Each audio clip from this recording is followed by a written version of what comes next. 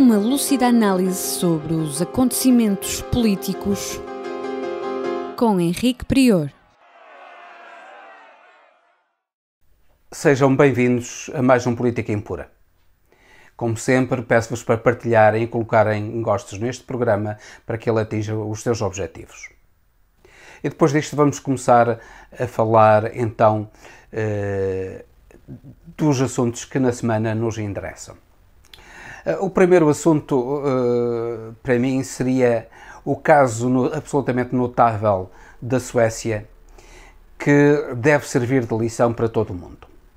A Suécia, um pouco à semelhança daquilo que tentou Bolsonaro no Brasil e Trump também nos Estados Unidos, não procurou o confinamento, deixou que as pessoas circulassem livremente pelas ruas, manteve os cafés abertos, manteve os estabelecimentos abertos, procurou, no fundo, conseguir a imunidade de grupo, através da infecção de muitas pessoas, de modo a que a população, de modo geral, ficasse imune e, com isso, preservava a economia.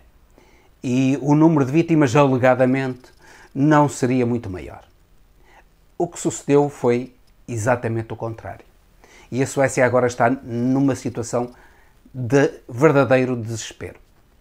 A Suécia, que tem a mesma população de Portugal, que tem uma área muito superior e, portanto, o perigo de infecção é muito inferior ao de Portugal, não só tem um nível de mortalidade muitíssimo superior ao de Portugal.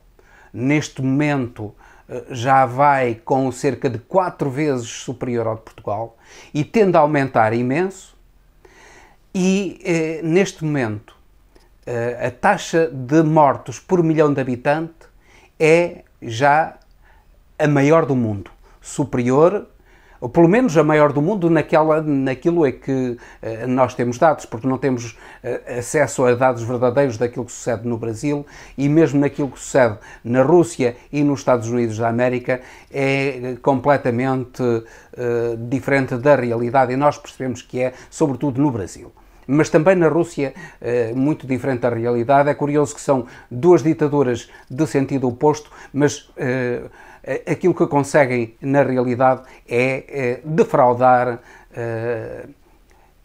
a informação, defraudar os meios estatísticos que permitem aos profissionais de saúde decidirem, e com isso causar enorme dano à população, com enormes mortos, com um enorme número de mortos que não são contabilizados, mas que são mortos por Covid-19.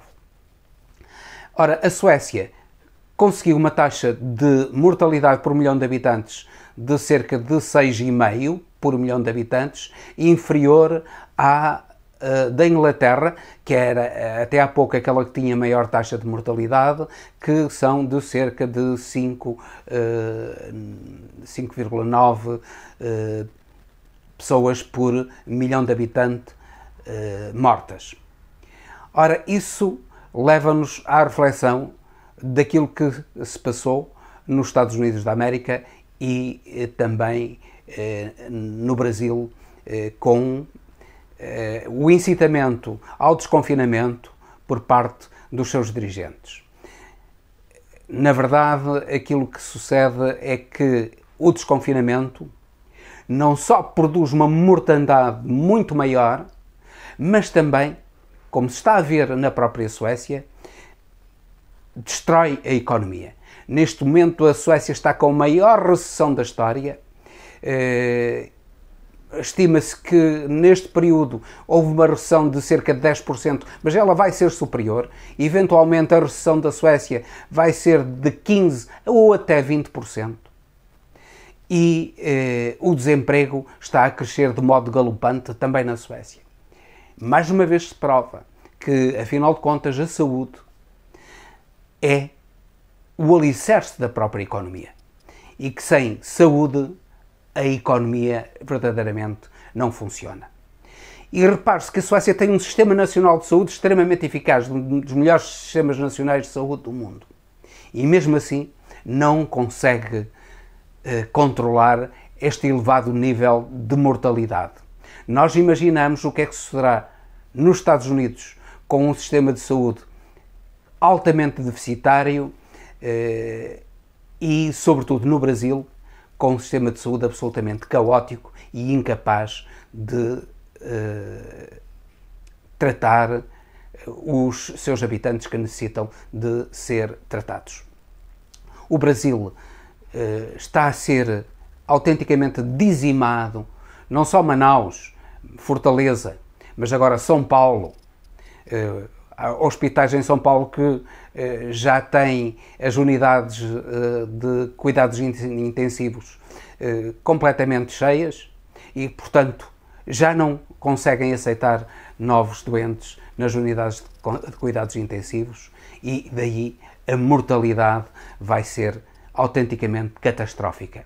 É este o resultado da política sanitária de Bolsonaro. Mas antes de saltarmos para os Estados Unidos e para o Brasil, vamos falar novamente da Europa. Há uns tempos atrás, António Costa disse que aquilo que se esperava da União Europeia era uma bazuca e não uma fisga.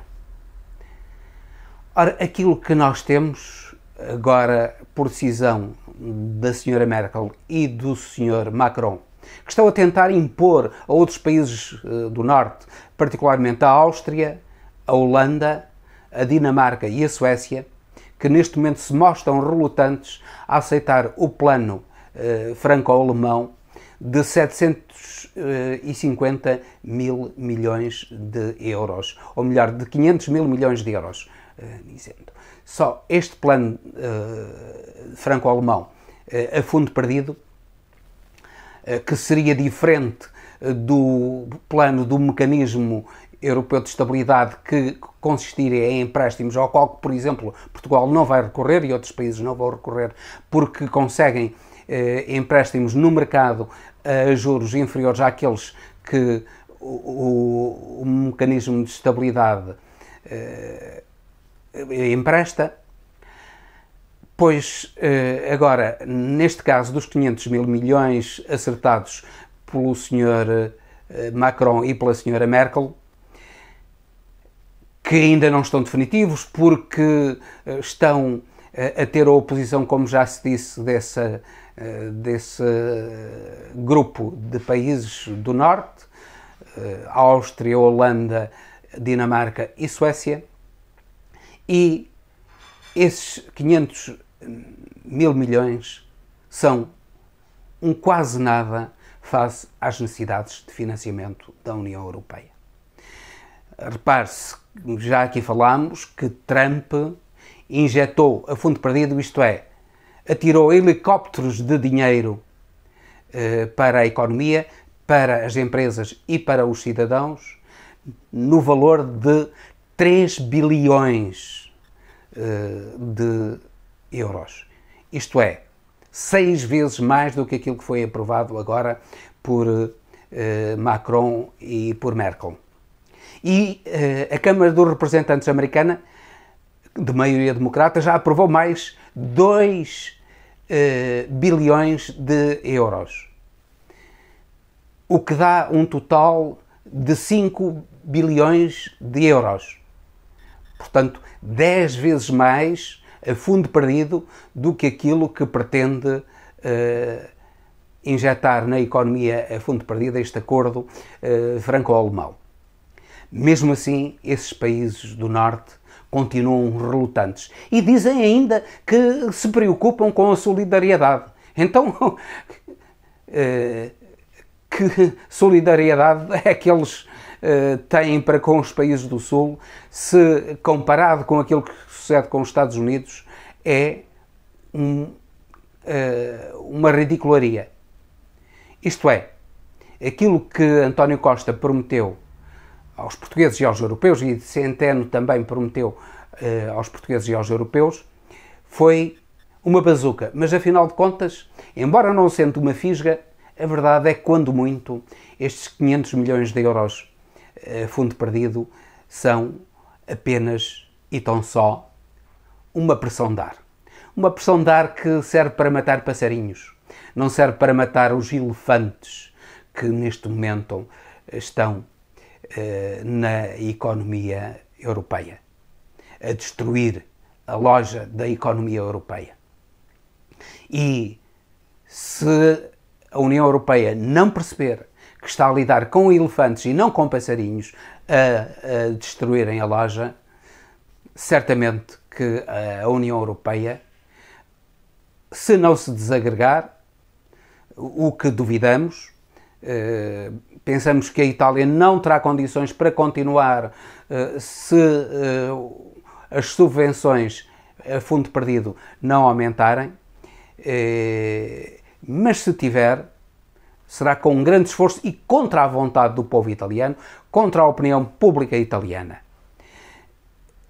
Ora, isso demonstra à sociedade até que ponto a Europa está fragilizada, até que ponto a Europa não é mais uma união, mas uma desunião europeia. E se esses países do Norte não perceberem isso, e não perceberem, repito novamente, que só com o aumento do poder de compra dos países do Sul é que os países do Norte vão ter as suas economias exportadoras. Veja-se o caso da Suécia como uma economia altamente dedicada à exportação, já está a ter problemas enormes, assim como a Alemanha, assim como a Holanda, assim como a Dinamarca, vão ter problemas enormes. A Dinamarca menor, porque a Dinamarca tem um consumo interno bastante elevado, mas particularmente estes três países, a Alemanha, a Holanda e a Suécia, muito vocacionados para a exportação representa a maior parte do produto interno bruto desses países, eles irão sentir dificuldades enormes, porquanto o mercado externo à União Europeia não estará aberto, nem se abrirá tão depressa. Portanto, esses países deviam pensar, já não digo em termos de solidariedade, porque isso é coisa que eles efetivamente não conhecem, mas deviam pensar em, pelo menos, racionalidade económica para eles próprios. Mas com o seu egoísmo e tentando viver à custa dos países do Sul, porque eles vivem à custa dos países do Sul no que toca à deslocação de capitais para eles, que, dado não terem balanças comerciais deficitárias ou altamente deficitárias, como sucede com os países do Sul, que têm balanças comerciais superiores, com déficits superiores a 60%, não só 60%, mas a 100%, os capitais a nível mundial deslocam-se para os países que têm déficits menores e, portanto, são capazes de pagar inclusivamente para comprar dívida desses países, enquanto que os países do Sul têm de pagar para lhes serem compradas, têm de pagar juros para lhes ser comprada dívida.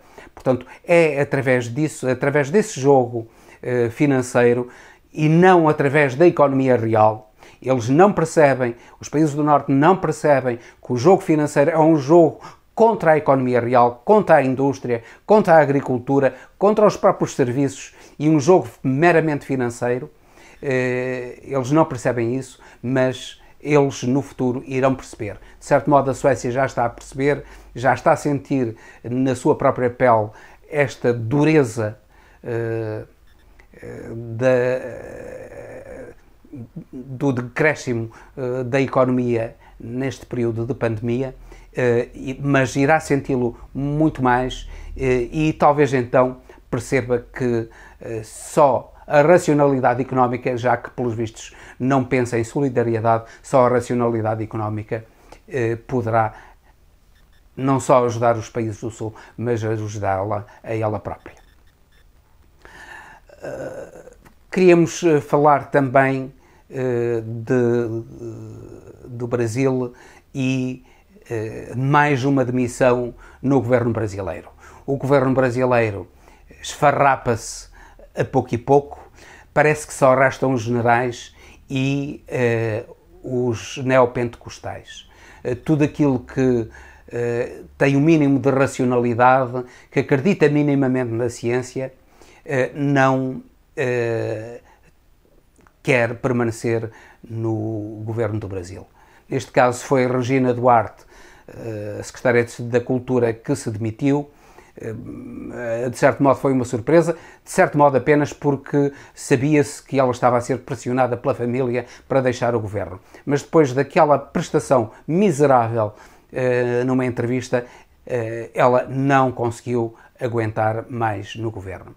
Então, neste momento, aquilo que resta a Bolsonaro é um governo de evangélicos, daqueles de terraplanistas, dos seguidores de Olavo de Carvalho, que continua a pôr em dúvida se a Terra é redonda ou não é redonda, e que acha que tudo isto, todo este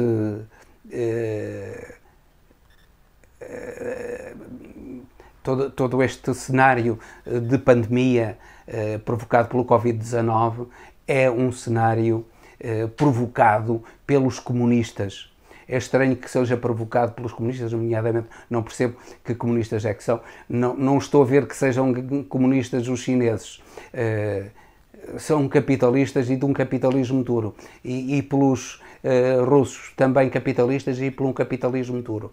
O que eles são é ditatoriais à maneira de Bolsonaro e à maneira daquilo que esse indivíduo sem qualificação, esse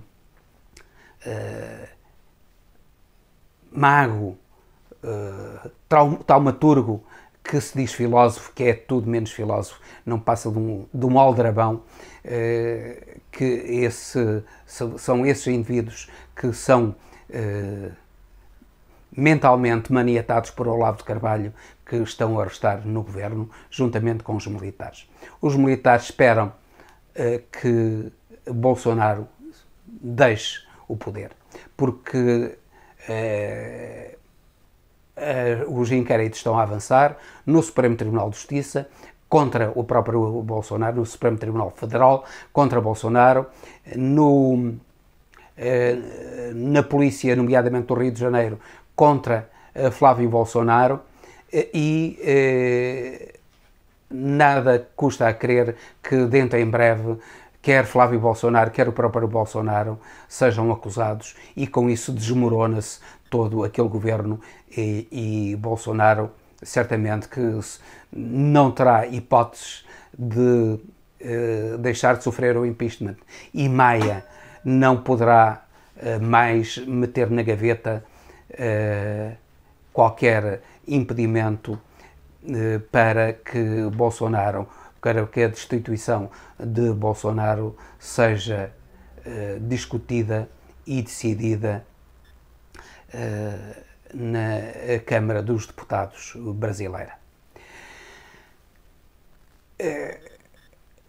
Vemos que a Covid-19 está a provocar uma verdadeira mortandade no Brasil, e a saída deste gangue que alia militares, milicianos e neopentecostais numa união explosiva e letal para o Brasil, que transforma o Brasil numa espécie de filhos de Saturno, os brasileiros numa espécie de filhos de Saturno, que são comidos pelo seu próprio pai, o Presidente da República e o seu governo, e os militares que são devorados por eles e pelos evangélicos. Esperamos que isto termine depressa, porque por muito mal que seja Mourão e que seja um governo posterior, certamente que ele não será tão mau para os brasileiros como é o governo de Jair Bolsonaro. E com isto termino, despedindo-me de vós, até ao próximo Política Impura, pedindo que coloquem gostos, que partilhem este programa, que o vejam na radiotransforma.net, no YouTube e também no Facebook e outras redes sociais.